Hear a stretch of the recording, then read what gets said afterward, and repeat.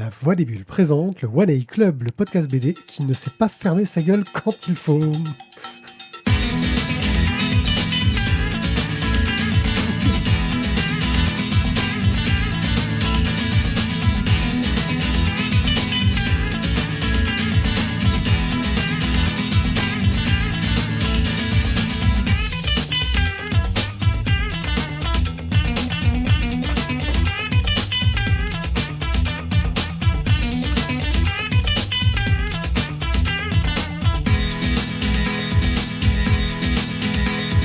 Coucou les gens, bienvenue au One A Club, je suis One A Pied et on est parti pour une nouvelle émission fantastique et géniale qui est le One A Club numéro 242 déjà.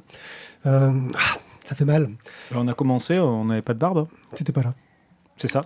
T'étais pas né. T'étais pas né. Bah, écoute, Je suis aujourd'hui accompagné pour parler de Guillaume qui a failli ne pas arriver mais qui est là enfin. Il est vivant. Il est vivant. Alive is alive. Bon, enfin, il tombe en morceaux quand même, je veux Ouais, pas dire. celui-là, c'est pas moi, c'est le casque. Isaac. Et bonsoir les gens. Et Thio. Bonsoir. Une émission qu'on espère quelqu'un arrive dans le fantastique et on espère que oui c'est la personne sans voix, c'est notre Gigi. fantôme, c'est Elle notre est là dans le fantôme. noir. JJ, c'est toi, On espère que vous avez aimé ce début d'émission. On a réussi à avoir un programme où on se tient à l'hebdomadaire, ce qui est assez exceptionnel, j'ai envie de dire, de notre côté. Et pour poursuivre, la semaine prochaine, on aura une émission spéciale avec un invité qui sera Richard Di Martino pour le lancement de son crowdfunding pour cette BD Moche et Pitts. Mais aujourd'hui, nous allons parler de Les Étoiles s'éteignent à l'aube, Maya, les 2 tomes de La Dernière Ombre et de Hawkmoon chez Glénat, parce qu'il y en a eu d'autres adaptations avant, mais c'est la dernière qui nous intéresse. On finira par un petit crowdfunding. Thio nous a sélectionné 2 bandes dessinées qu'on a plutôt pas mal, moi je dis. Quitte à en sélectionner, autant qu'elle soit sympa. Voilà, il sélectionne Bah pas non, que je prends que de la merde. moi. Ouais, c'est plus sympa. Ouais, j'ai trouvé 2 trucs de merde, les gars, ça va être super sympa. Ouais, et puis je crois que c'est un bon départ, et puis voilà, hein, je lance, ouais, c'est ça. Ah oui. Les Étoiles s'éteignent à l'aube, une bande dessinée de Vincent Turan, d'après un roman de Richard Vagamez, donc dessiné et colorié et scénarisé par Vincent Turan. Et c'est Isaac qui va nous en parler. Tu démarres. Tu as le lourd de tâche de C'est moi démarrer. qui attaque comme ça à froid. Ouais, à D'accord. froid, ouais. Donc, T'avais dit quand tu faire, tu savais. C'est vrai. Afra. Donc Les Étoiles s'éteignent à l'aube. Encore une adaptation d'un roman triste. Merci ma femme. Donc Richard Wagamez, il a écrit plein de trucs très sympas, très tristes et très prenants et très réalistes, et dont notamment ce fameux Les Étoiles s'éteignent à l'aube. On va suivre un petit Franklin Starlight qui vit dans une ferme en Colombie-Britannique, très isolé. Donc un soir d'automne, il va préparer son cheval pour faire un voyage qu'il doit faire. Voilà, c'est pas une fois l'envie, mais il doit le faire. Il va essayer de retrouver son père. Son tuteur, qui s'appelle Red, lui précise quand même que son paternel, qui est plus un géniteur qu'un paternel, est quand même dans un sale état, bien rongé par des années et des années d'alcoolisme. Et donc ce papa, Eldon, se meurt gentiment dans le village voisin. Il va donc rendre visite à son papa et il voit bien qu'il est au bout de sa vie et que finalement il n'attend pas grand-chose de cette visite. Son père est un menteur, son père est vraiment insupportable. C'est vraiment une vilaine personne et donc il y va par devoir parce que son père est au bout de sa vie et qu'il veut essayer de finir les choses proprement, plus pour lui finalement que pour son père. Et donc, quand Franck arrive et s'annonce dans le patelin de son père, les habitants hallucinent de savoir que ce fameux Eldon a un fils. Voilà, son père vit comme un marginal, il passe de prostituée en prostituée, et c'est pas le gars qui a une famille, qui a un fiston, et tout ça. Et donc la seule chose qui l'intéresse, c'est donc les putes et le whisky. Voilà, c'est à peu près les seules choses d'ailleurs qui lui coûtent de l'argent, et il doit de l'argent à beaucoup de Il monde. fait pas un podcast qui s'appelle L'apéro du Capitaine ? Je ne me permettrai pas. Alors, les putes et l'alcool, oui, les putes, je sais pas. On entend la police qui arrive, Pierrick, c'est pour toi. Et donc, ce père lui demande une dernière chose, l'accompagner pour un dernier voyage. Il veut que son fils l'amène une 60aine de kilomètres de là, sur une ligne de crête, face à l'est, là où on enterre normalement les guerriers indiens. Donc, sauf que son père a tout sauf la tronche d'un guerrier, et encore moins l'honneur d'un guerrier indien. Donc c'est un petit peu saugrenu quand même comme demande, mais bon, en échange, il lui promet de tout lui révéler sur sa mère naturelle, puisque Franklin ne connaît pas grand-chose de cette maman. Et puis bon, finalement, il décide de le suivre. Et donc, on va être dans cette espèce d'épopée, dans cette espèce de road movie à cheval entre un père très mal en point et qui n'est pas du tout en état de franchir d'école dans un moment où en montagne, il commence à faire frisquer, un cheval. Enfin voilà, on n'est pas du tout dans une jolie petite Tesla. Et donc voilà, on va suivre ce chemin laborieux physiquement et également psychologiquement. Donc à l'origine, c'est un roman de Richard Wagamez, comme on disait tout à l'heure. C'est un auteur canadien qui est lui-même d'origine indienne et qui est décédé en 2017. Donc Vincent Turan a décidé de faire cette adaptation qui est sortie le 19 janvier 2022, donc on va dire en partie... parce que l'auteur était mort, on est presque dans l'actualité. Et c'est sorti cette année, quoi. Ah oui, c'est sorti en 2022. Bon, janvier, d'accord, mais on sorti en 2022. Quoi.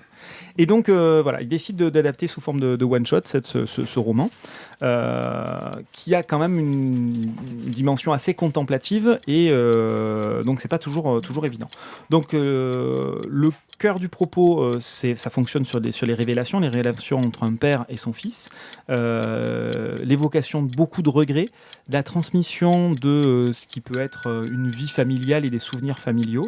Ça s'effectue dans une ambiance de fin d'automne, donc beaucoup de lumière rasante en montagne. Vous imaginez un petit peu ces jolis paysages.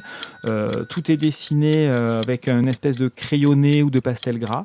Et on a beaucoup de panoramas, de séquences panoramiques et beaucoup de discussions. C'est très centré sur les personnages. C'est très triste et très beau à la fois. Je ne peux que vous le conseiller. J'ai été assez surpris, je l'avoue, que j'ai feuilleté, j'ai fait oui, c'est sympathique, les paysages sont jolis. J'ai vu que je trouve que le graphique manque un peu de maturité au dehors des paysages qui sont fantastiques au niveau du trait, etc. Mais sur les personnages, etc., ça manque de clarté, je trouve.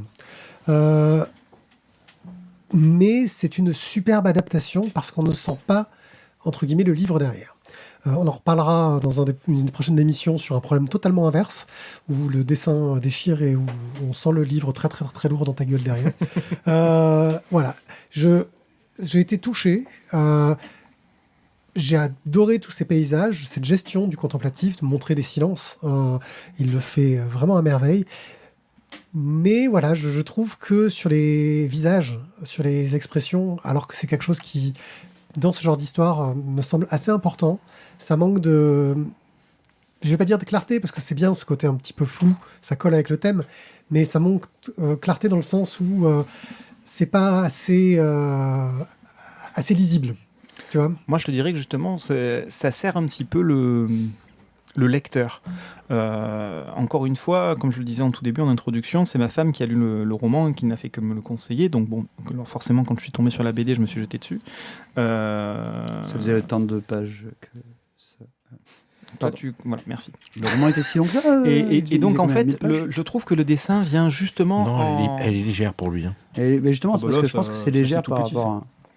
Donc justement, l'idée pour moi, c'est que ce dessin, il vient en contrepoint de la dureté du récit. Et ça permet de faire passer... ça, c'est intéressant à montrer. Merci. Superbe. Je commence. Ah oui, tu comptes faire toutes les pages ou non, parce que sinon après, pour ceux qui ont Claudio, là, on est en train d'essayer de montrer sur notre doccam les images. Et on a une super page blanche. C'est magnifique. Voilà. Donc voilà, c'est un super dispositif. Pour la partie crayonnée, voilà, on peut se retrouver sur ce genre de choses. Oui, mais décrit.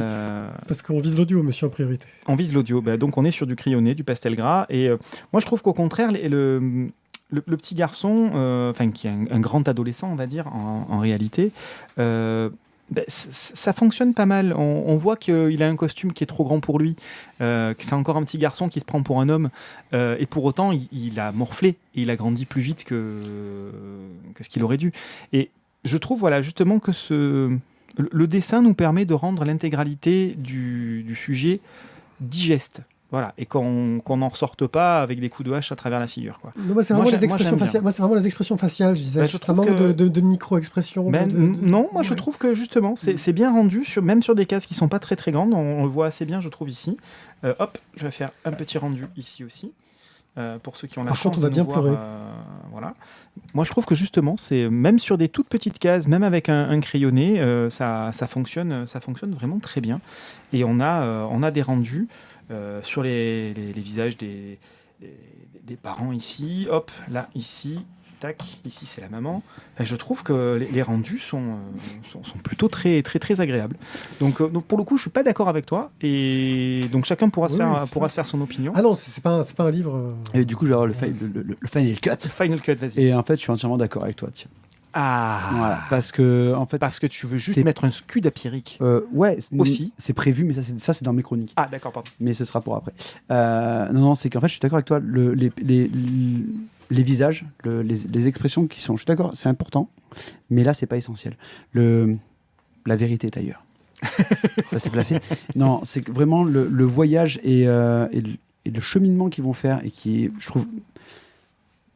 Tu disais que c'est simpliste, d'être un petit peu. Bah ouais, mais ça fait tout en fait. Moi, je me suis vraiment régalé parce que tu as les grandes étendues, tu sens vraiment la dureté du climat, les silences que tu dois avoir, on va dire, que tu as dans la BD. C'est les moments où justement tu fais le cheminement avec eux. Ah non, mais- Et si tu veux, tu n'as même pas besoin d'avoir les micro-expressions de surprise ou les expressions des visages, parce qu'en fait, tout le reste suffit pour la narration. Tu n'as pas besoin d'en avoir plus. Ah non, mais je le dis, remets-moi ça- un petit coup de raconte, caméra. Ça raconte Et très tu vas très bien. voir, voilà. Mais disons que pour moi, voilà, ça manque un poil de maturité dans le Regarde, graphisme. moi, C'est voilà, c'est mon avis. Regarde cette scène, moi je trouve que c'est... Voilà, Voilà, on va spoiler la fin, tu vois, tout de suite. Non, mais ouais, on spoil sur le fait que ça se Oui. finit avec du décès. Enfin, Alors, en fait, ouais, je crois que c'était dans le spoil. Ouais, c'était c'est dans le annoncé pitch. dès le départ. Voilà, Y a pas de donc, si tu veux, surprise. il n'y a pas vraiment de surprise. Non, mais regarde, moi je trouve qu'au contraire, les expressions de visage fonctionnent très bien. Ce que j'ai pas beaucoup montré, par contre, voilà, ce sont sur les étendues.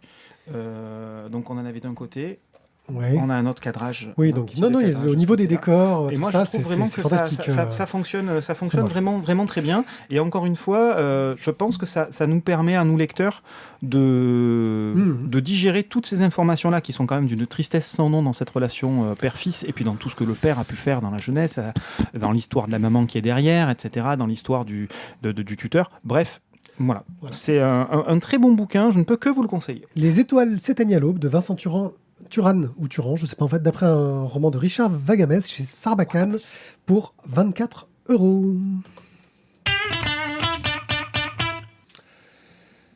Maya de Adam au scénario et au dessin et Philippe Horry à la couleur, c'est chez Glénat pour 14,50 €. Maya, c'est une petite fille qui se promène en se posant plein de questions sur la nature, les réseaux sociaux, le sens de la vie. Avec C'est une abeille, quoi.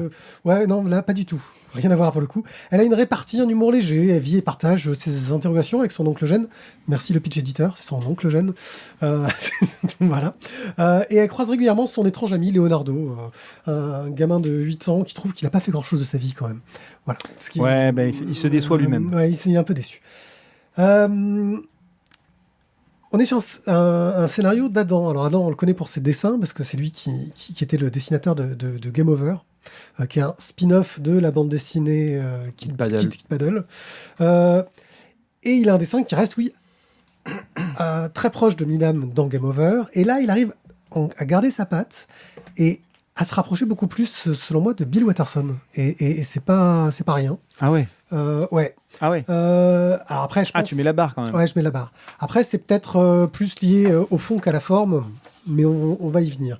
Tu mets la barre au fond. Donc. Ouais, en fait, les réflexions qu'a Maya, que ce soit sur des sujets d'actualité, que ce soit le véganisme, les réseaux sociaux, etc., ou alors des problématiques bien plus fondamentales, notre place dans l'univers, ça rappelle le traitement humoristique de Calvin et Hobbes, mais ça interpelle aussi Mafalda. En résumé, tout ce qui est strip où les enfants, il faut réfléchir les adultes. On est vraiment dans ce délire-là. Mais on a une mise en forme vraiment étrange. C'est-à-dire que ça navigue sans coupure franche entre des histoires en une planche, une histoire complète, parce que tout se tient, tout se suit. Il n'y a pas de coupure, et ça donne une sorte de ton un peu lancinant par moment à l'ensemble. Et puis il y a une chute qui mériterait qu'on en parle après le générique de Ça fin. s'appelle une claque. Qui mériterait qu'on en parle après le générique de fin. Voilà, parce que voilà, si vous êtes intéressé, on y reviendra. Bref, quelque chose d'assez étonnant. Une chute. C'est vraiment une étrangeté de ton que j'ai eu. Ah, attention. Tu mets bien la chute. Qui fait que j'ai eu beaucoup de mal à me situer par rapport à cet album. Ça a su m'interpeller, me marquer. Je suis sûr que je me souviendrai de cette BD, sans être sûr de l'avoir aimé. Alors qu'il y a plein de BD que je suis sûr d'avoir aimé, mais dont je me souviendrai jamais. Ouais, carrément. Voilà. En tout cas, c'est un tome 1 et un premier scénario pour Adam qui laisse vraiment pas indifférent. Et rien que pour ça, j'ai envie de lui dire bravo, parce qu'il a réussi à sortir de l'ombre de son mentor, et on ne le voit pas du tout, ce mentor derrière.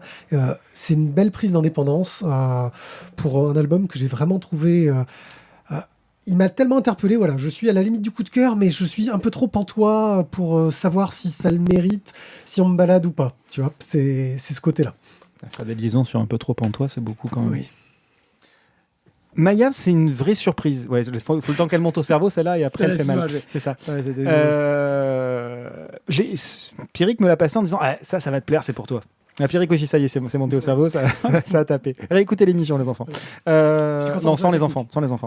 Donc il m'a donné ce bouquin en disant ça c'est pour toi, tu vas voir, c'est ta cam. Bah ouais, mais alors carrément. Je commence en disant c'est bon, c'est encore un truc de strip, bon ok d'accord. Ah, il y a des trucs scientifiques, ok d'accord. Ah, il y a une petite relationnelle, il va y avoir des émotions, machin, ah d'accord. Et puis du coup, on passe de page en page très vite et on arrive à la fin du bouquin. Et comme l'a dit Pierrick, la fin est une chute, mais une chute clacasse. Et ça s'appelle une suite, mais tu t'y attends pas. Et ça appelle gravement à une suite. De toute façon, le petit 1, il n'est pas écrit sur la première de couve, il n'est écrit que sur la tranche. Et du coup, encore une fois, ça fait partie de ces bouquins où quand on arrive à la fin et que vous regardez partout pour savoir s'il y a marqué numéro 1, c'est que vous avez très envie de regarder le numéro 2. Oui. Donc c'est quand même un très bon signe. Toi aussi, t'as cherché ? Oui. Et donc voilà, ça fait partie de ces bouquins où je peux pas mettre un coup de cœur sur le tome 1. Ça va tellement dépendre de l'orientation qui va être prise sur le tome 2. Ah ouais, non. Non mais vraiment, enfin bon. Non mais les gars, j'ai passé un super moment. Vivez l'instant quoi. Arrêtez d'être là d'attendre. Ouais, mais je vais attendre si le mec en fait d'un coup il a un petit prix à Angoulême. Ah, il vous a plu. Putain, mettez le coup de cœur. Arrêtez de nous dire non mais je vais attendre le tome 2. Puis peut-être le tome 3 parce que c'est un triptyque. Mais attends, il a prévu en fait un second cycle pendant 10 ans. Ah merde, oh. Soit vous mettez pas. Un coup de cœur, ça se mérite, monsieur. Mais ça se mérite pas, c'est ça. Qu'est-ce que tu en penses, toi ? Je suis d'accord avec son observation, en fait. C'est pas faux. S'il vous a plu, pourquoi attendre le tome 2 ? Non, mais tu vois, je m'étais jamais fait la remarque dans ce sens-là. On prend du recul, tu vois, sur les analyses, machin, tout ça. Non, mais... En fait, effectivement, si tu prends un kiff sur un bouquin, effectivement, peut-être pourquoi attendre le tome 2 ? Eh ben, moi, c'est parce que... Parce que toi, t'es un rabat-joie. Non, il m'a laissé le pantois. J'arrive pas à me situer, vraiment. Je suis coincé, j'arrive pas à savoir. Si je reste sur ma première idée, de toute façon, ça veut quand même dire que de toute façon, j'ai très envie de lire le tome 2. J'ai vraiment hâte que ça puisse sortir. Et en tout cas, jetez-vous sur ce tome 1. Il ne laisse pas indifférent. Voilà, moi, c'est vraiment un truc où j'ai passé un super moment. Oui. Messieurs. Oui. Ah mais totalement, moi je m'attendais pas à ça en fait en le lisant. J'ai pas eu le temps de le lire. Je m'attendais pas à ça en l'ouvrant parce que moi je crois qu'il y avait un petit côté un peu Mafalda, tu vois, c'était un peu complet, un peu gentil et en fait dès la première page, enfin les 2-3 premières pages, je suis non. Ouais. En fait non, c'est pas gentil. Tu sens que ça creuse en fait. Ouais, c'est pas gentil et vraiment un super truc. Donc moi j'aurais mis un coup de cœur direct. Bon alors vous le sentez, le pré-coup de cœur, voilà, bon ça veut quand même dire ce que ça veut dire. Non franchement, une très bonne lecture. Jetez-vous dessus et je pense qu'il y aura peut-être pas que du bonheur, mais c'est bien. C'est un gros conseil. On a des jeux de mots de Randall. Oh merde. Ouais, dans le chat, ça se défoule au niveau des jeux de mots. Alors, est-ce qu'à la fin, le personnage s'en va et que du coup, est-ce qu'on va voir Maya partir avec quelqu'un ? Non, mais surtout, est-ce que tu peux donner la nationalité du groupe Maya-I ? Maya. Alors, c'est quoi la nationalité ? Maya.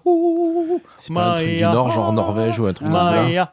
Bah, ils sont de l'Est, non ? C'est pas un truc comme ça ? Ils sont pas slovènes ou... Ils sont pas lettons ? Lettons, peut-être ? Slovène ou letton ? Letton ou lituanien, un truc dans le style. Ou letton, je sais pas. Je vais chercher, tu sais quoi ? Je vais chercher. Je cherche. C'est moins bien que le cuivre.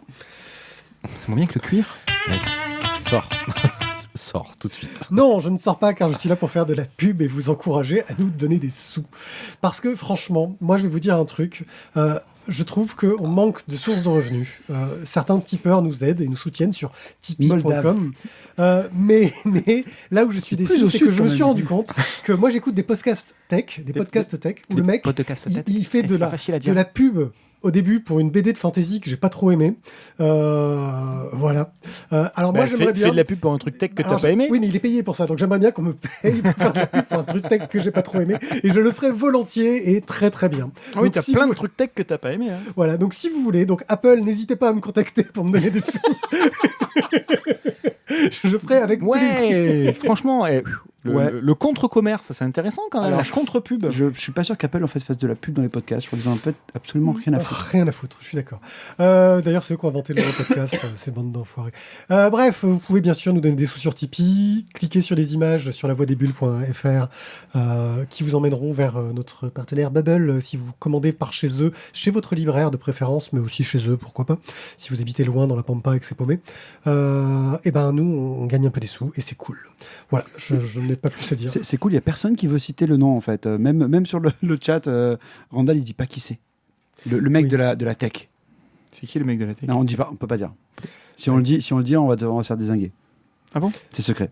Ouais. Ouais. Tant que ça? Ouais. Merde. Voilà. Non, mais c'est... Voilà. Bref, passons aux choses plus sérieuses. La dernière ombre de Thomas et deux, une bande dessinée scénarisée par Denis-Pierre Philippi, qu'on aime pas mal par ici, on parle beaucoup de lui souvent. Dessinée et colorisée par Yvan Gaspard, qu'on découvre, c'est pas forcément une mauvaise chose. Tu fais une émission de 1950. C'est chez, On l'aime bien par ici, Ouais. hein? c'est chez Vent d'Ouest, Le c'est garçon. 14,50 €. Et Thio va nous dire C'est tout le mal à qu'il moi. en a pensé. Alors, du coup, en fait, pour faciliter mes chroniques, j'ai décidé de commencer directement par le pitch. Je ne parle pas du dessinateur, de l'illustrateur, de l'éditeur, je m'en bats les couilles. Comme ça, je fais le pitch et le dictateur arrête de me couper pour me dire « Et au fait, ça parle de quoi Tu t'en moques de façon saugrenue. ça parle Et de au quoi fait, Oh merde Oh merde parce que là, pour le coup, c'est. Alors, on est dans... Mais du coup, c'est qui le dessinateur? Alors, pendant la première guerre sur le front russe, un groupe de soldats dit qu'ils en ont absolument rien à foutre de qui c'est l'auteur. D'accord. Parce qu'en fait, ils sont à l'arrière des lignes de combat, ils sont blessés, ils sont diminués physiquement. C'est la cata, quoi. Et ils vont suivre donc leur capitaine, Svoga, qui va proposer à son lieutenant, donc Kouliakov, je n'ai pas choisi les noms, c'est dans le texte. Je sais, je l'ai lu. Hein. Voilà, de se rabattre donc sur un petit manoir isolé où ils pourront peut-être un petit peu se requinquer et essayer de permettre aux médecins de soigner les blessés. Ayant pénible, tenu hein. donc justement l'accord, donc Svoga donc va atteindre l'impressionnante demeure et il va y avoir un petit échange de coups de feu parce que des déserteurs allemands et russes, donc des déserteurs allemands ont déjà occupé le manoir, donc les Russes vont devoir le reprendre, mais ils vont réussir à rentrer à l'intérieur. À l'intérieur, ils vont retrouver le baron et la baronne Alexandrovitch, et le docteur va pouvoir donc soigner les soldats russes dans le manoir, et il va se passer plein de choses. Mais ce qui se fait dans le manoir reste Dans le manoir. manoir. Alors, au scénario, donc on a Denis-Pierre Philippi, Oh. et au dessin, on a Gaspard Yvan. Mais pourquoi est-ce que l'on connaît Philippi? Parce qu'il a fait plein de trucs comme l'aventure extraordinaire. Voilà, c'était déjà bien. C'est Plein de c'est trucs. le voyage, mais c'est pas grave. Ah, c'est le voyage extraordinaire. Ouais, l'aventure, ça marchait pas aussi. C'était Non, bien c'est- aussi. C'est l'aventure intérieure, mais C'est c'est un l'aventure vieux intérieure, film. mais c'est un vieux film, ça. Ouais, voilà. C'était bien aussi. Hein. Oui, très bien. D'aventure en aventure. Merci. Denis-Pierre Philippi, et donc la construction du scénario est, je trouve, super intéressante parce qu'on va mêler un récit un peu historique avec une petite dose de fantastique. Alors ça va certainement faire un petit écueil pour certains de mes partenaires parce que bon, ils trouvent que la dose de fantastique est pourrie du cul, mais Comme Là- il là, spoil- tu- comme là, il tu spoil comme il spoil les discussions qu'on a. Tu penses que du côté de ta main gauche, il y a quelqu'un qui... la main gauche, elle est toujours terrible. C'est la main du diable. C'est la main du diable. Mais au contraire, moi je trouve que on a une vision qui est très dure en fait dans le scénario de la guerre et de la réalité de la guerre, avec donc le froid, la faim, les blessés. Enfin, c'est assez dur. Je suis en train de voir mes collègues en faire. Non, c'est rien, c'est Voilà. juste que je fais... Mais j'essaie de cacher les reflets. et justement, on a le côté des enfants en fait qui sont recueillis dans ce manoir, qui donne un côté un peu fantastique. Et je trouve que dans l'approche qu'il a amené, c'est un petit peu ce qu'on avait retrouvé, enfin ce que moi j'avais retrouvé dans 300, quand la première fois en fait qu'on voit les armées donc de Xerxès et que les Spartes justement, les voient en fait comme une sorte de créatures mythiques, quoi. Les immortels, ils les imaginent comme une sorte de monstre et tout. Et c'est en fait l'imaginaire qu'ils se créent, eux, de ce qu'on leur a raconté. Tu vois. Et j'ai l'impression que c'était un peu ça. Et dans le scénario, il y a vraiment beaucoup de parallèles qui sont faits entre la vision des enfants du fantastique, de ce que eux voient par leurs yeux d'enfant, en voyant peut-être des monstres ou autre chose, et la réalité qui est vue. Et je trouve que voilà, cette espèce d'ambiguïté entre les deux, entre réalité et fantastique, fait qu'il y a vraiment enfin, je trouve ça vraiment top. Voilà. Au niveau du dessin, Gaspard Yvan, donc c'est super élégant, les décors sont splendides. Il a fait un effort, je trouve que la texture, les textures des matériaux, mais elles sont ouf quoi. Quand ils sont cachés dans le manoir qui est tout en bois, tu vois les veines du bois quoi. C'est vraiment super précis, c'est splendide. Voilà. Donc moi c'était vraiment un super voyage, ce Danarron, le tome 1 et le 2. Pour moi, vraiment. Ça, voilà, je vais pas vous spoiler la fin, mais ça mérite un coup de cœur. Ah ouais. Moi, je m'en fous. Moi, Toi, t'envoies du cœur partout, toi. Ouais, moi, j'envoie du cœur partout. Moi, je veux faire un bisou. J'adore les bisounours. En fait, il faut que je rentre. Voilà. C'est les bisounours qui t'ont tué ou c'est Non, ça m'a juste achevé, en fait. Est-ce que tu veux ajouter quelque chose à la... Moi, ce que je voudrais ajouter à ce qu'a dit Mathieu, c'est qu'en fait, j'ai regretté que cette vision des enfants ne soit pas mieux exploitée. Je trouvais que c'était une super excellente idée, mais alors vraiment. Et elle est à peine distillée dans le tome 1 et on la voit un petit peu plus dans le tome 2. Et je me demandais à quel moment ça allait intervenir réellement dans l'histoire. Je me demandais si c'était un truc qu'on gardait sous le coude en disant il va y avoir un gros changement de la situation. En fait, les gens sont tous morts et ce sont des visions. En fait, ce sont des créatures et on est dans un truc totalement fantastique. Le manoir est fantastique et transforme les gens. Enfin, j'ai trouvé qu'il y avait... une sous-exploitation de cette excellente idée. Et c'est vraiment dommage, parce que du coup, ça m'a fait me poser des questions sur le positionnement de la bande dessinée. Et au final, du coup, c'est pas exploité en tant que tel. C'est un bonus, on va dire, du coup, dans la vision des enfants. Et ça m'a laissé un petit goût d'inachevé de ce point de vue-là, parce que je trouvais que quand on a une idée comme celle-là, qui va pouvoir amener une vraie valeur supplémentaire au récit, c'est dommage de ne pas l'exploiter. Là où je te rejoins complètement, c'est que tout le reste du récit fonctionne parfaitement bien. Les différents groupes, que ce soit les Allemands, les Russes, et je dis bien les Russes parce qu'on a différentes factions au sein des Russes, le groupe d'enfants qui est planqué, le positionnement de la famille du médecin au milieu. Voilà, j'ai trouvé que c'était très bien choisi, qu'on avait vraiment des groupes de personnes et de personnages qui pouvaient être suffisamment attachants en tout cas pour suivre le diptyque. Et le dessin, génial. Vraiment génial, c'est un gros bonus gros plus sur ce diptyque. Juste le regret d'avoir sous-exploité cette excellente idée. C'est ce que Thio a sous-entendu que je pensais dans sa chronique. C'est-à-dire que effectivement, je comprends cette idée de vouloir montrer le regard des enfants avec ce côté fantastique, mais et peut-être effectivement de ne pas faire interagir directement dans le récit, hein, sur un côté purement psychologique, aurait été intéressant. Et je trouve que il aurait fallu que ces présences, c'est peut-être l'air plus présente même pour les enfants. On a l'impression que même eux ne les voient pas. Et que c'est juste une sorte de clin d'œil pour le lecteur. Et on attend que ça mène à quelque chose sans la voir. Et c'est dommage parce que c'est ce que tu disais. Pour le coup, on se dit que si ces créatures-là n'avaient pas été là, on aurait loupé des belles images. Qui sont de belles illustrations, qu'on fait une belle couverture, hein, pas plus, j'ai envie de dire, mais qu'on pourrait les virer, que le récit reste tout aussi bon. Et voilà, c'est une sorte de vouloir en mettre trop, c'est l'impression que ça m'a donné. Voilà. Alors moi, je vais pas leur en faire le reproche, c'est pas un trop, à l'inverse, c'est une sous-exploitation pour moi. Vraiment, mais j'aurais préféré presque que ça n'y soit pas, tu vois. Ils avaient une super idée qu'ils ont pas assez creusé, et là pour le coup, c'est peut-être le directeur de collection qui aurait dû vous dire, attendez les gars, ça vous le posez, vous en servez ou vous en servez pas. Mais là, en l'occurrence, ça aurait été bien d'avoir peut-être un petit échange avec un autre scénariste pour que vraiment cet élément-là, si vraiment c'est la vision des enfants, il faut que ce soit plus clair, plus mis au clair pour le lecteur. Sauf qu'il y a la vision des enfants, mais il y a aussi la légende du champ de bataille. C'est ça, exactement. Qui fait que tu as aussi les adultes qui attendent eux aussi un monstre. Le croque-mitaine qui nettoie les champs de bataille. C'est ça. Et ce qui fait que... moi, j'ai vraiment trouvé du coup, pour nous lecteurs, ça nous met un peu le cul entre deux chaises. Après, peut-être que toi, tu as été plus embarqué sur le truc. Là, c'est une question de point de vue à la lecture. Mais moi, je trouve que vraiment, ça a marché avec toi, pas avec ça fonctionne. Voilà, ça fonctionne et je trouve vraiment que c'est un bon lien.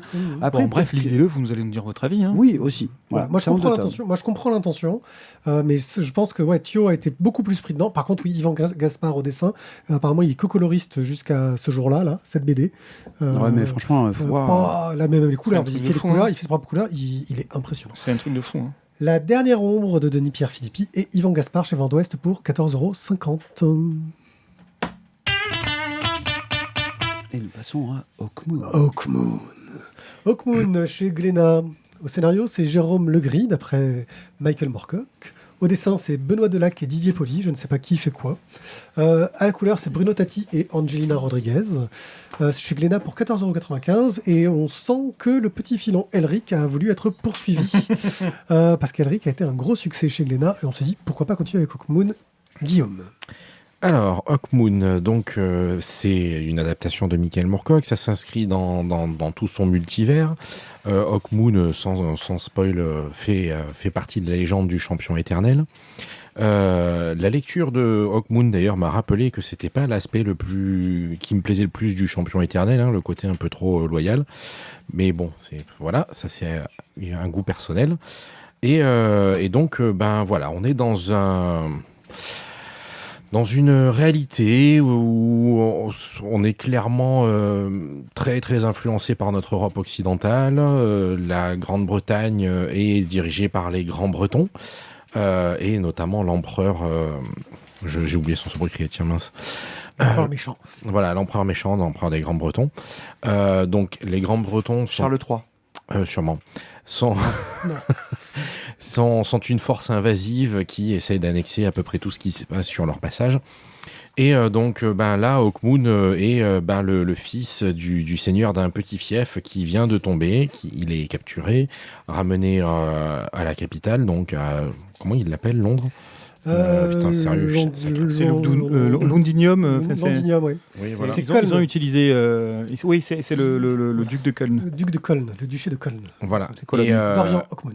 Dorian Hawkmoon. Et donc, il va lui arriver là-bas des sales bricoles, puisque il va être torturé et il va servir d'expérience avec notamment son joyau noir, d'où le sous-titre, parce que ce joyau noir va servir les intérêts de l'empereur et notamment du docteur un peu starbé qui l'a greffé. Ouais, ils veulent en faire une sorte de taupe. C'est ça. Le but, c'est de l'envoyer chez le duc d'Airain pour essayer de faire tomber le duc d'Airain, qui est un homme qui a une réputation colossale de guerrier, de dirigeant, de noble, entre guillemets, bon. Et donc, les Grands Bretons ont du mal à faire tomber son duché.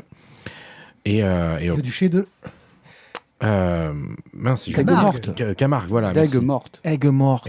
Aigues-Mortes. C'est Camargue, c'est voilà. la ville, je crois. Et donc, voilà, on va suivre les péripéties de Hawkmoon qui, contraint et forcé, va devoir essayer de jouer la top. Il y a Cobal, Je demande l'intérieur de la BD. Azertov qui voulait voir l'intérieur en fait. Faut que tu fasses le. Tu as fait un don, Zartov? C'est toi qui fais les tournages, c'est toi qui fais le fais tournage les de pages, page. allez. Ah oui, je tourne la page pendant que tu parles. Voilà, c'est ça. Donc voilà, au niveau graphique, on va rester un peu dans la lignée de ce qui a été fait sur Elric. Alors, c'est pas tout à fait la même chose, bien sûr, parce que c'est pas les mêmes dessinateurs dessus, mais on a quelque chose de qualité, de vraiment, enfin, ça reste éventuellement, ça reste classique, mais on a quelque chose de bien, de bien gratté, qui donne envie de continuer. On a un bon jeu de couleurs sur toute la partie Londinium, par exemple, où c'est vraiment sombre, sale, crade. Enfin, pas crade, c'est pas le bon mot, c'est... Brumeux et inquiétant. Voilà, merci beaucoup pour le coup de main. et donc, un récit fidèle au roman. Ça reste une adaptation, bien sûr. On ne peut pas faire exactement la même chose vu que le média est différent, mais on va continuer dans ce multivers. On va continuer à suivre la légende du champion éternel.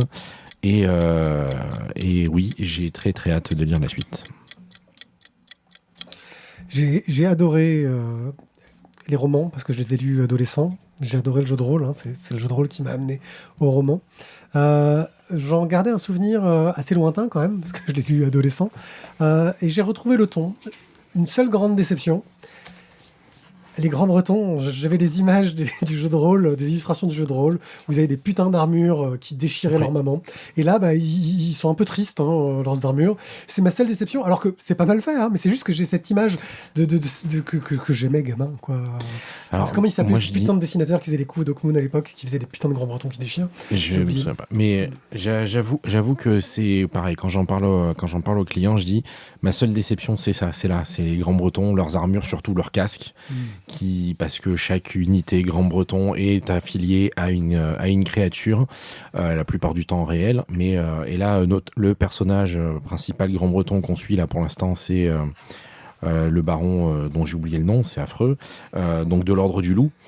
Et voilà, moi j'espérais voir ces armures incroyables et ces casques pas croyables. D'ailleurs, justement dans le jeu de rôle, la légende veut qu'ils ne retirent jamais leur casque. Oui. Il y a que certains notables dans certaines occasions très particulières qui ont le droit.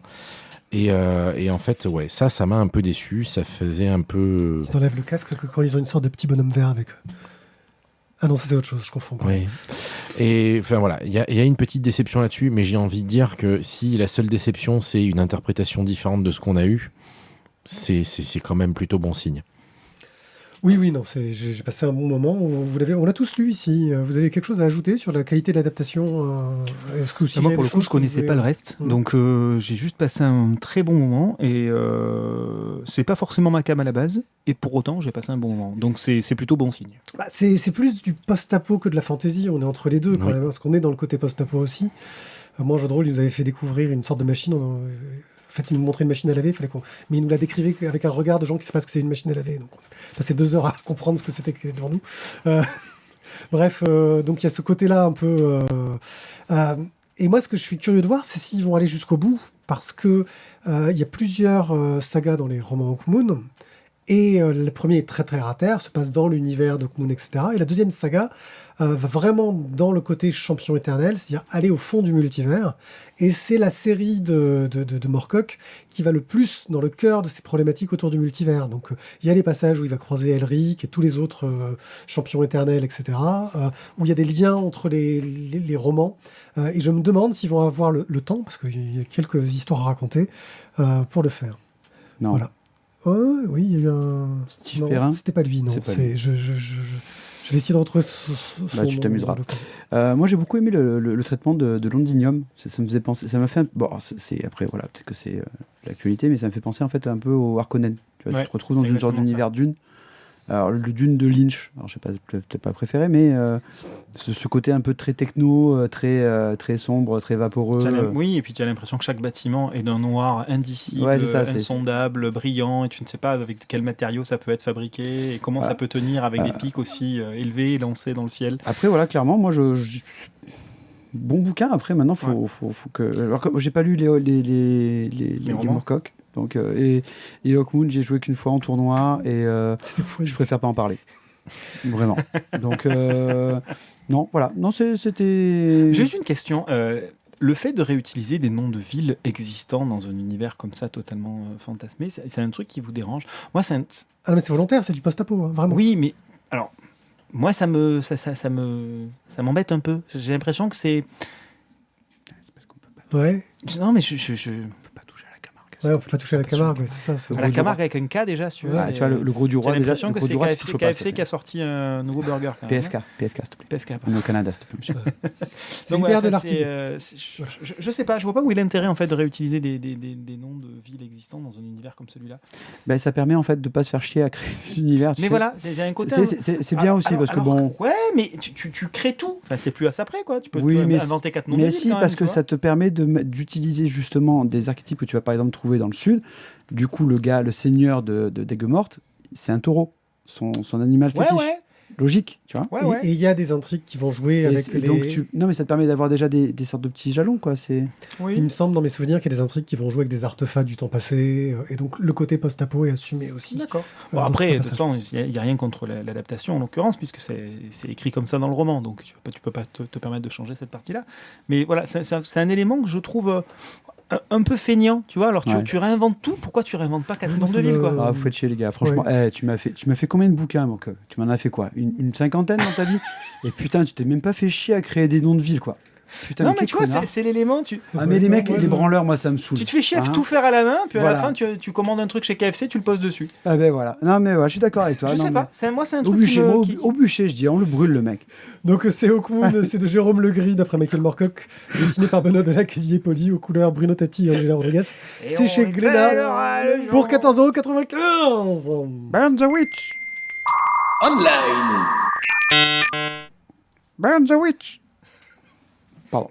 Au fourneau les blaireaux. Au fourneau, les blaireaux, on va commencer avec ça.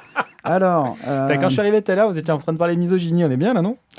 alors, Au fourneau, les blaireaux est d'abord, en fait, c'est un Instagram. Alors moi, je l'ai sur Insta, mais je sais pas si c'est que sur Instagram. Là, Je pense qu'ils avaient commencé sur Insta. Ouais. Donc le vrai truc d'Insta, donc Au fourneau, les blaireaux, ce sont des petits, des séries de vignettes où on va avoir une petite blague sur comment faire une recette ou des erreurs à éviter en cuisine. C'est fait par Olivier Jouvray. C'est vrai que je suis désolé, j'essaie de m'adapter à la tablette. Je suis allé faire le mec vraiment. Ouais, genre Mais j'ai du mal. J'ai du mal. Donc Olivier Jouvray et Morgan Velten. Donc Olivier Jouvray fait les scénarios et Morgan Velten fait les dessins. Et ils font un crowdfunding justement de ce qui était gratuit sur Instagram et ils le font en livre payant. Là, vous allez me dire, mais pourquoi cette connerie? Parce que simplement, comme ils le disent eux-mêmes, et je trouve que là, c'est un vrai argument de vente, c'est quand même vachement plus pratique d'avoir un bouquin que tu peux mettre à plat sur ton plan de travail plutôt que d'avoir ta tablette où tu appuies toujours dessus et où tu as de la sauce sur les doigts et t'en fous partout sur ta tablette. C'est dégueulasse. C'est vrai que t'es pas joué avec une tablette. Alors, l'astuce ultime, Donc- je peux vous la livrer, vous mettez Non. du cello frais. Sur la tablette? Ouais. D'accord. Ok, donc je vais acheter le livre. C'est ce que j'ai fait d'ailleurs, justement. Alors, Olivier Jouvray. Est-ce que j'avais du cello frais sur le livre? Je n'ai pas mis. Alors, peux le justement, faire. Pour qu'il n'y ait pas de tâche. ils ont fait. Alors, donc, pour 20 €, vous allez pouvoir avoir le bouquin, donc qui fait 85 pages, qui sera un petit format A4, mais il n'y aura pas de bonus. Voilà, il n'y a pas de truc à l'ouverture, il n'y aura pas de tote bag, comme ils disent, parce qu'en fait, eux, ils sont là pour faire un truc efficace, et puis ils n'ont pas que ça à foutre de leur vie, de faire des emballages jusqu'à Noël. Voilà. Non, mais je trouve ça, c'est clair et honnête, c'est dit. Donc, pour 20 €, vous avez le bouquin. La deuxième compensation, c'est que pour 40 €, vous pourrez en acheter 2 pour les offrir pour Noël. Normalement, ça arrive en décembre, ça peut faire un chouette cadeau. Ah ouais, 2 fois 20, quoi. Exactement. Mm. Putain, tu sais, t'es fort, toi. Yvan. C'est-à-dire qu'ils savent compter aussi. Ouais, ils aussi. sont bons en Ah, marketing merde. aussi. Ouais. hein. Et donc, Si tu achètes une deuxième barre de fer, tu as 2 barres de fer. Yeah. Et en bonus alors, t'as pas de ils vont bonus faire donc un joli livre, donc avec une ouverture à plat. C'est chouette, les ouvertures à plat. Moi, j'aime bien, par exemple, sur les trucs photos, j'adore ça. Oui. L'ouverture Et à plat. surtout sur un bouquin de recettes, ça a du sens. Ça a du sens. Et ils vont rajouter des petites lignes pour que tu puisses écrire tes rajouts de recettes, tu vois, sur leurs recettes à eux, ou tes petites notes, ou tes trucs, voilà, importants. Moi, je trouve que c'est un bon. 15 000 balles l'école de commerce, ça vaut le coup. Hein. C'est un bon petit produit. Moi, ça m'a plu. En plus, moi, je les suis, ils me font rire. Voilà, parce qu'en plus, donc, quand tu cuisines et que tu as quelqu'un avec toi dans ta vie qui ne cuisine pas du tout, tu te dis que finalement, tout ce qui est fait des fois comme erreur, c'est possible de les faire réellement. Donc, moi, je dis rien que pour ça, c'est une Ça formidable. réconcilié. Ça m'a avec les réconcilié familles, avec quelque chose. Mais Non. voilà. Donc, Il y a une question quand même. Est-ce qu'il y a la recette du poulet au whisky? je crois pas qu'il l'ait faite encore. Tu as du poulet? Tu as du whisky? Poulet whisky. Mais par Parce contre, que tu nous as c'est- jamais fait le poulet whisky. Non, mais Pourquoi tu demandes ça non, mais il vaut mieux pas en fait que je le fasse moi perso. Oui, Et c'est puis d'ailleurs, une ce blague, serait faut plus la du raconter. poulet au rhum. Mais Il faut bien la raconter. C'est une blague. Ok. Ah, merde. Bon, voilà. Donc, en tout cas, Tu me la racontes tout à l'heure? alors, ils l'ont commencé aujourd'hui même, c'est-à-dire le mercredi 5 octobre. Et ils sont déjà à Ah, ça a commencé aujourd'hui? 158%. Ah oui, parce qu'ils demandent 6 000, ils sont à 9 000. Ah oui, ça a commencé aujourd'hui. C'est voilà. Et Ah en ouais. fait, c'est juste à mon avis, même quand ils ont fait le pré-lancement, en fait, il y avait déjà des gens qui se sont inscrits. Et je pense qu'avant même qu'ils aient Ah eu son ouais, time, ils d'accord. étaient déjà à 100%. Bah, c'est eux qui ont mis les sous, quoi. Non, Plus non, papa, maman, non. tonton. Bah non, parce que le j'ai cousin. moi aussi. Tu Ah vois. bah Olivier Jouvray, il a une grande famille. Bon, alors, tu cela t'appuies ne quand tu nous veux. regarde pas. En fait, si tu veux, Bah non, ils sont en train de je brode le détecteur. Et Je ce passe à n'est la pas suite. parce que sa femme fréquente Ah, le... ça y est, il est passé à la suite. Mais j'attendais que tu me dises, on passe à la suite. Donc, on va passer sur dessous. Ah, Dessus Ah, ou Bah, là dessus aussi, ça nous regarde pas. Mais Donc, dessous, donc. même si sa femme fréquente... Non. puis de toute façon, c'est pas grave puisque Bon, vas-y, tu ne les écoutes pas. Tu veux que je coupe leur micro pour. Non, mais ils finir m'ont la perdu. chronique Ils m'ont perdu. C'est qui déjà qui fait ça dessous? C'était Bah, c'est Comics Initiative. Comics Initiative et au départ, c'était paru chez Sandoway, je crois. Il me semble. Encore Un chouette projet de ça. Michael Jérôme. Ouais, Oui, Mais c'est Jérôme Michael écrit pas Voilà. Jérôme. Donc dessous, qu'est-ce que c'est? C'est la première. Bones, c'est non l'auteur. Une bonne, c'est le nom de l'auteur. Donc la Première Guerre mondiale, donc sur la butte d'un petit village, des troupes françaises donc donnent l'assaut. Elles arrivent sur la ligne allemande, elles découvrent que la tranchée est vide. Sauf que bon, il y a des mares de sang, tout est désert en fait, mais il y a des mares de sang de partout.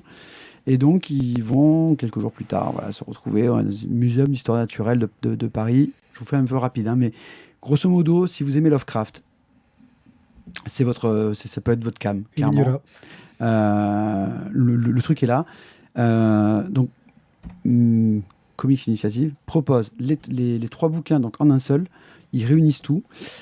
Alors, on est d'accord, c'est un peu cher, c'est 40 € le bouquin, mais c'est joli. À 50 boules, vous l'avez avec un petit print dédicace si vous avez envie, mais bon, ça, je pense qu'à 40 € ça suffisait. Et par contre, vous avez un pack pour les libraires. Et vous avez même 2 packs pour les libraires. Vous avez le pack. De bière fournie avec. Bah putain, mais de suite, je te trouve. Voilà. Bah, hein. les Bon. libraires, ça boit ou ça boit pas? Alors, tu as 5 bouquins pour 200 Je vois pas boules de quoi tu parles. ou 10 bouquins pour 360 boules. Comment, pardon, excuse-moi? 10 bouquins pour 360 boules, ça te fait à 36 boules le bouquin. Oui, Et sinon, on te 5 fait bouquins. 10%, t'en achètes 10. Oh putain, mais alors, les gars, vous êtes. Voilà, c'est quoi? C'est les comptables qui sont là ce soir ou quoi? C'est une soirée de comptable. Putain, m'en parle pas, c'est Voilà. Ok, soirée comptabilité. c'est Bon. aussi pour ça que j'ai pas beaucoup lu ces derniers temps. Alors, donc, Ah. dessous, vraiment, Ah, t'as lu des chiffres, je l'ai pas baqué parce que j'ai déjà baqué d'autres trucs ce mois-ci et que j'avais plus Ouais, de puis à budget. 40 boules. Ah, mais pas. Attends. 260 pages. Mais Mais 200. voilà, commence par là, mais il est fou. Non, mais j'ai dit, L'argument t'as les 3 commercial bouquins. premier. T'as les 3 bouquins de dessous. Mais 3 fois C'est combien? noté, C'est 3 fois 10. Ah non, mais c'est 260 On pages. parle de nombre ou pas? 3 fois 10, ça fait que 30. C'est pas 260. En cartonné dur, tu Putain, vois. mais il c'est s'est bon. compté aussi. Non, mais c'est un truc de. Bon, voilà, enfin, c'est un beau projet. Et lui aussi, en ayant commencé il y a très peu de temps, il est déjà baqué, il est déjà à plus de 100%, je sais plus à combien il est. Il a 151% aussi également, donc vous allez commencer à avoir des pages même en plus. C'est-à-dire qu'ils vont rajouter des pages aux 260. Mais une fois qu'ils sont imprimés. Non. Il les recolle. Feuille il parle- volante dessus. Il te refile le tube de colle avec. C'est sympa. Bah, c'est comme Pandacraft. Et il t'envoie sur un tuto de le relieur pour le rajouter. Voilà. Voilà. Non, Bon. mais ça a l'air joli. Bah, merci beaucoup, mon cher. J'aime C'est vrai beaucoup le que dessin. le Azartov dessus- aussi, apparemment. Ouais, le Ah dessus, ouais, non, ça mais- fait penser à du Mignola, j'aime Oui. bien. C'est. Ça en jette. Eh bien, merci de nous avoir suivis jusqu'ici dans cette émission presque laborieuse, mais pas trop. Putain, arrête, on a été super Ouais. top, je trouve. On a été bien. On été a à peu bien. près Et t'as coupé- respecté les timers, sauf le démarrage. Voilà, et il a même pas parlé, il a coupé la parole à Si, personne. il s'est coupé tout seul là tout à l'heure. Oui, mais ça à lui-même, c'est facile. Oui, mais je me coupe régulièrement moi-même. Ouais. Arrête. Ah, ça doit être sympa le matin devant la glace. C'est très dur. C'est mes La schizophrénie, personnalités. c'est moche. Ouais, c'est moche. Merci de nous avoir écoutés. N'hésitez pas à aller sur lavoidesbulles.fr où vous trouverez toutes les informations sur nos émissions, nos nouveaux formats. Donc là, on a commencé un nouveau format qui est le spécial dans lequel Thio nous parle de son amour des petits hommes. Voilà. Il y a- Alors, Alors- non. Non, messieurs, Il y a dames, il toute faut une absolument que catégorie sur- vous alliez écouter ça parce que, bon, ça n'a pas été censuré, hein, un peu, mais vraiment, ça vaut le coup. Voilà, c'est une catégorie dans YouPorn. Et, C'est une catégorie. voilà. Les Super, petits merci Tizak. Et on se retrouve la semaine prochaine pour une C'est bon, interview. je l'ai faite pour toi. En live, pour ceux qui sont en live, on le fera en live de Richard Di Martino.